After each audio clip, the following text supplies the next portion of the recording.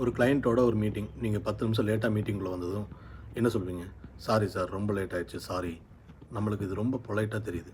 ஆனால் ஒரு விஷயம் யோசிச்சு பாருங்கள், நீங்கள் ஒரு எக்ஸ்பர்ட்டாக தெரியுறீங்களா? இல்லை அப்ரூவல் கேட்குற ஒருத்தராக தெரியுறீங்களா?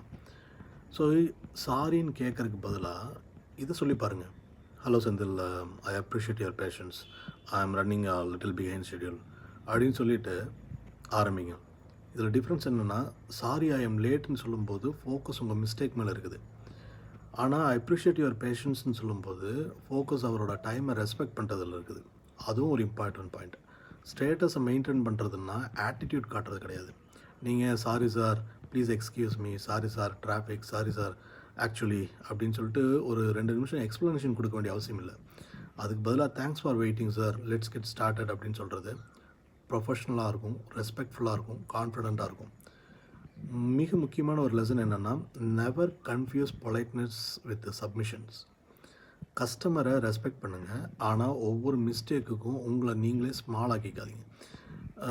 ஏன்னா சேல்ஸில் people don't just buy your product, they also buy their confidence in you. அதனால் அடுத்த தடவை லேட்டாக போனீங்கன்னா, சாரி சார் ஐ எம் லேட்டுன்னு ஆரம்பிக்கிறதுக்கு முன்னாடி I appreciate your patience, let's get started அப்படின்னு சொல்லி ஆரம்பிங்க. இனிய காலை வணக்கம்.